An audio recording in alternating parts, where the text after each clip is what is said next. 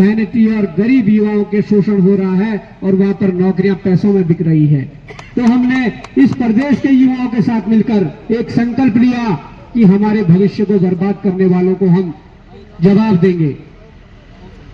उनको जवाब देंगे और उनको ऐसा जवाब देंगे कि जिस प्रकार की ये व्यवस्था बनाई है उस व्यवस्था को ध्वस्त करके दिखाएंगे और अपने युवाओं के भविष्य को बचा कर दिखाएंगे। कि आज यहाँ पर हम खड़े हैं, इस चुनावी रण में हम खड़े हैं, तो आज यहाँ आने की भी मजबूरी है। यहाँ पर ऐसा कोई शौक नहीं था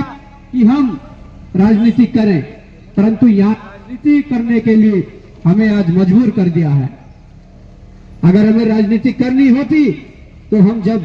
प्रदेश के सबसे बड़े महाविद्यालय डीएवी जैसे महाविद्यालय में पढ़ रहे थे तो हम राजनीति की शुरुआत वहां से कर सकते थे। उन युवाओं के सपनों को चूर करने का काम किया,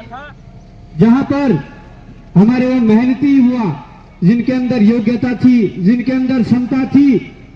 वो बेटा चाहे गरीब का हो, किसान का हो, मजदूर का हो,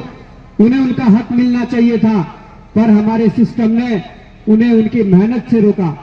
उनके रोजगार से रोका, उनके हक से रोका। आज मैं बताना चाहता हूं,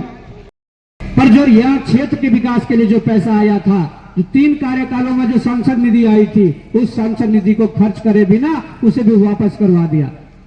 तो हमें चाहिए कि अगर तुम राजा रानी हो तो तुम्हारा स्थान महलों में है, तुम महलों में रहिए।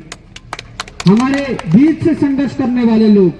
हमारी जन समस्याओं को जानने वाले लोग हमारे बीच से जब जाएंगे तभी इस क्षेत्र की तरक्की होगी, तभी इस क्षेत्र का विकास होगा। आज जिस प्रकार से इस पहाड़ को, इस उत्तराखंड को हमारी सरकारों ने अनाथों की तरह छोड़ दिया है, जिस प्रकार से यहाँ की जो शिक्षा व्यवस्था है उसको शून्य कर दिया है, हम आज ये बताने आए हैं कि आपने जिस प्रकार का प्यार और सहयोग हमें सड़कों पर संघर्ष करते हुए दिया है, आज वही प्यार हमें आप लोगों से हम लेने आए हैं। आज हम लोगों ने जिस प्रकार का 5-7 वर्षों से सड़कों पर संघर्ष किया था, जिस प्रकार से इस व्यवस्था ने, इस सिस्टम ने हमारे बच्चों के भविष्य को, हमारे बच्चों के रोजगार को बेचने का जो काम किया था, कहीं ना कहीं मुझे लगता है कि उसके खिलाफ जो हमारी जो जंग थी वो कहीं सफल होती दिख रही है। जो स्वर्गीय श्री इंद्रमणि बडोनी जी की विचारधारा थी, वो व्यक्तित्व जिन्होंने ये सोचा कि हमारे इस प्रदेश के विकास के लिए लखनऊ की दूरी बहुत दूर है, क्या पता ये प्रदेश अलग बन जाएगा, इस प्रदेश की राजधानी इस प्रदेश के बीचों बीच गैरसैंण में बन जाएगी। तो कहीं ना कहीं मुझे लगा, या आप लोगों को, हम लोगों को लगा होगा कि उनकी विचारधारा जो है उसके अनुरूप जो इस उत्तराखंड का जो एक नक्शा बनना चाहिए था, एक खाका बनना चाहिए था, ये प्रदेश बनना चाहिए था, जो उनकी अवधारणा थी, जो परिकल्पना थी, उसके तहत तो आज मुझे लगता है कि ये उत्तराखंड बना नहीं। मास्टर्स डिग्री 4 बार है, आप 4 सब्जेक्ट से हैं, कई युवा साथी यहाँ वेल एजुकेटेड हैं, पर मैं ये कहना चाहता हूं कि ये व्यवस्था, जो पेपर कांड जो हुआ, जो पेपर बेचने की व्यवस्था थी,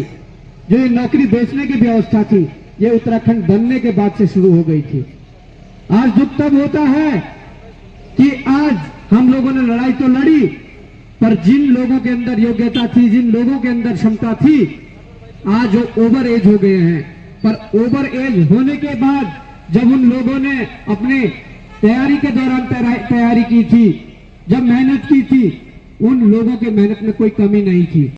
वो त्रिकोणीय होता जा रहा है, आप किस दृष्टि से देख रहे हैं इस मुद्दे को? देखिए, जिस प्रकार से हम क्षेत्र भ्रमण कर रहे हैं, जनसंपर्क अभियान चला रहे हैं और लगभग 14 विधानसभाओं में जो हमारा भ्रमण हुआ है, मैं ये कहना चाहता हूँ कि वास्तव में जनता बदलाव का मन बना चुकी है। और जिस प्रकार से हमारे राष्ट्रीय दलों ने जो प्रत्याशी दिए हैं, कहीं ना कहीं उनके कार्यकर्ताओं के इस्तीफे जो लगातार आना, ये